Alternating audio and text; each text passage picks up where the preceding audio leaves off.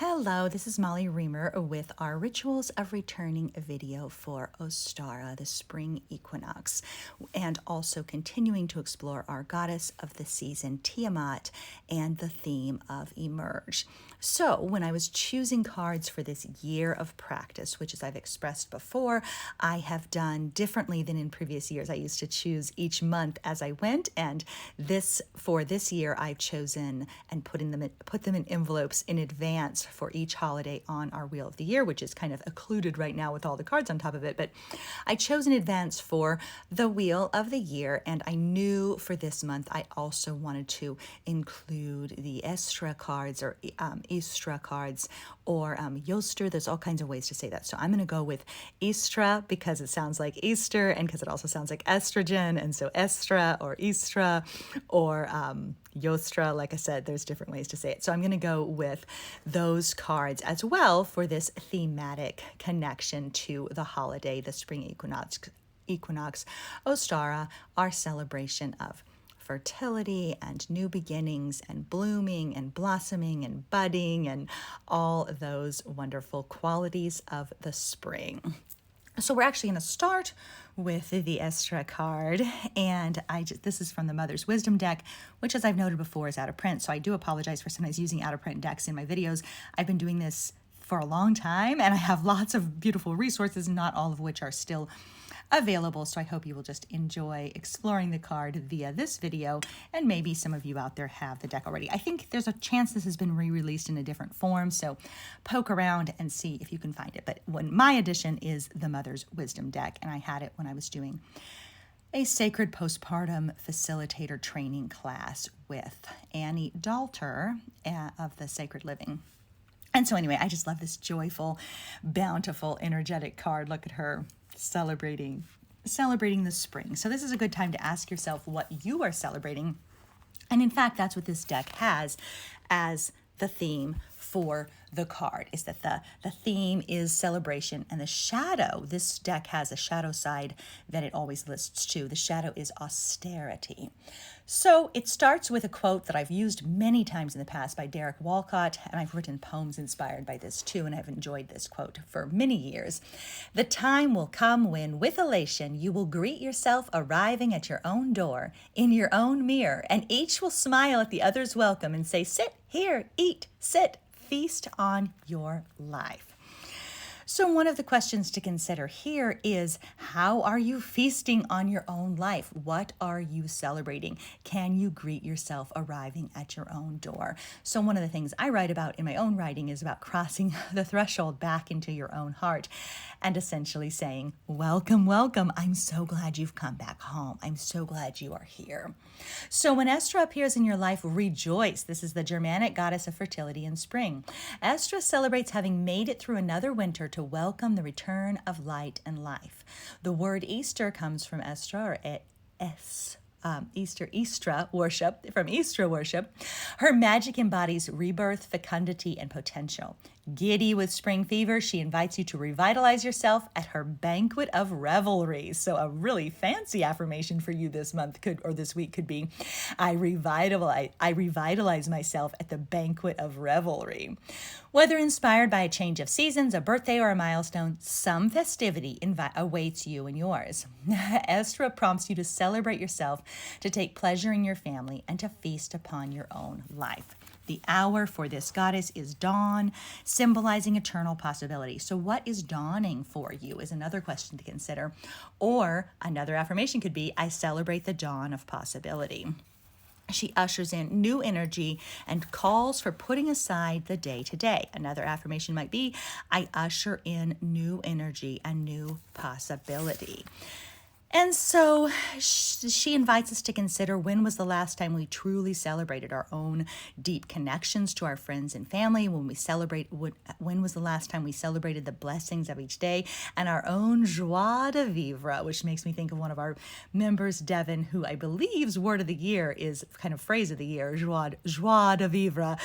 And so that's joy of living in French. So I celebrate the joy of living is another wonderful affirmation. I celebrate the joy of living. If it has been too long, rediscover your reverence, mix it up with joy, and add a dash of exuberance. Celebration delights the goddess. It proclaims the perfection of all the seasons of life. Think of celebration as another word for nothing left to gain. We have everything we need right here, right now, so let the party begin. And celebration might not always come easy. And you may be wondering right now, Molly, what the heck are you talking about with celebration? Haven't you heard that everything's a dumpster fire and that things are turning really crappy? And I would say, yes, I have heard. And also, there are things to celebrate anyway. And celebration can be an act of resistance and an act of rebellion. And I have read some things recently from Brit Chida on Substack, and she also has a Patreon. She's a wonderful artist. And she had her grandparents were in the internment camps when the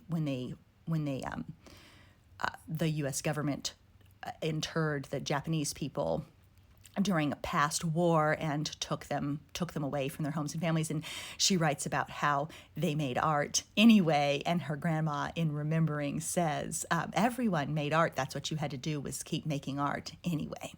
And she's an artist herself now, very successful. And so the celebration, we have to pay attention, we have to take action, and we have to celebrate what we can anyway. And so look at what we may celebrate.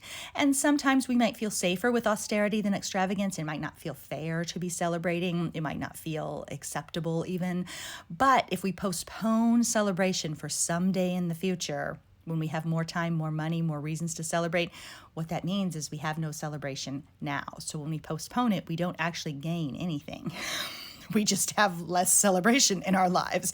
So Eostre says to always be on the lookout for a cause to rejoice. Celebration is gratitude in action. Mark your time on earth joyously, greeting the sunrise with a hallelujah. If you have been saving up merriment for a rainy day, Eostre proclaims that this day has dawned. So think about how you might bring some celebration into your house. Bake a cake, pick a bouquet of flowers, wear a crown, hang a banner. Write down a list of all your earthly delights. When we dare to savor our joy, our lives become a continuous feast. When we dare to savor our joy, our lives become a continuous feast. So an affirmation might be, I dare to savor my joy. I dare to savor my joy. So thanks for that message from Eostre or Eostre or Eostre. Oops, I'm knocking down my little crow. Oops, I'm knocking down other things.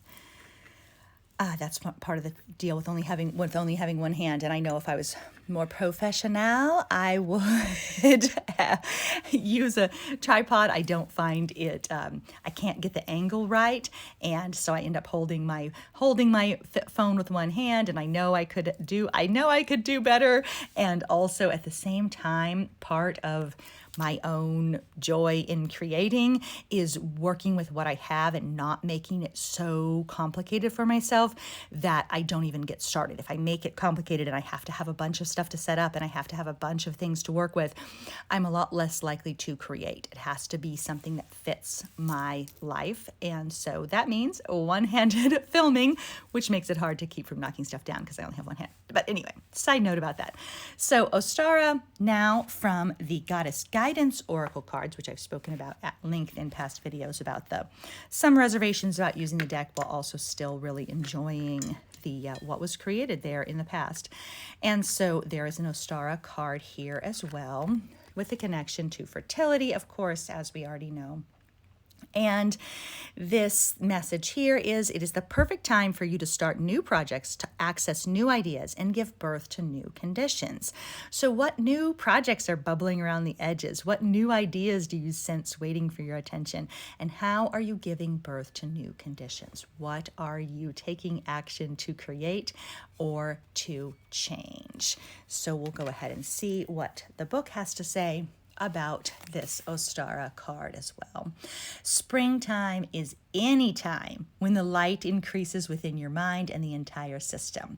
If you feel dark, heavy, or depressed, then you can lighten up by fueling yourself with positive intentions, nutritious foods, and anything that sparks feelings of love. Surround yourself with beautiful flowers, brighten the colors in your wardrobe and home, draw back the curtains to let in natural light.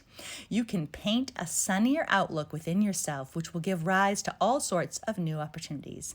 Feel more energized and powerful as you spruce up your inner and your outer worlds, and then capitalize on this increased vigor by starting a new project that really makes your heart sing with excitement. I'm trying to think of an affirmation to go with that. I create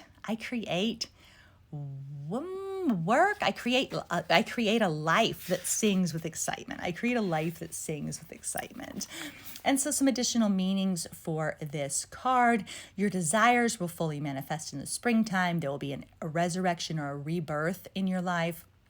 New ideas or new ventures will be successful, and it's an opportune time to make life changes. So Ostara is the Teutonic goddess of fertility and springtime, also sometimes called Eostre. The words East and Easter were both named after Ostara, so Eostre, because of the reference to the sun rising in the east and the increase in sunlight beginning in the Celtic springtime. She's celebrated during the spring equinox as the bringer of increased light and the balance between nighttime and daytime hours. Call upon Ostara to increase your fruitfulness, fertility, or to help you embark on new ventures. So she is a good reminder to us of the energy of new beginnings and the energy of spring. So now we are going to briefly explore my own Story Goddess Oracle card for Tiamat for this season. Our theme, as I said before, is emerge, and I'm going to see if I can whoops, I'm rolling things all over. I'll have to reset my grid after this is done. I'm leaving chaos in my wake. But anyway, emerge. And an affirmation, here I am with what I have. Here I am with what I have. So I emerge with the power of the spring. I emerge with the power of the spring. I emerge with grace. I emerge with trust. I emerge with patience. I emerge with strength. I emerge with enthusiasm. I emerge with possibility. All kinds of ways to use emerge. And I'm running a free little series on social media with affirmations of emerging for every day this month. So you can just check it out wherever you follow me already, and there are affirmations of emerging there. So emerge is our theme. And there are several little cards in her pocket. One is our, actually I'm gonna hide that one because that was something else for magic nail, and I don't want to spoil it for people who haven't gotten their magic nail yet.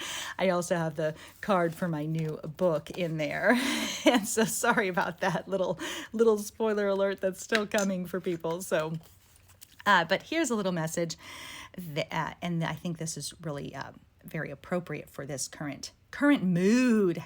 Hashtag mood today. We may feel distant and mired down, crumbling under the weight of all the chaos and all the outrage, as if the faith we can depend on has begun to melt away. And yet we also feel a deep and quiet yearning, a persistent encouragement to listen.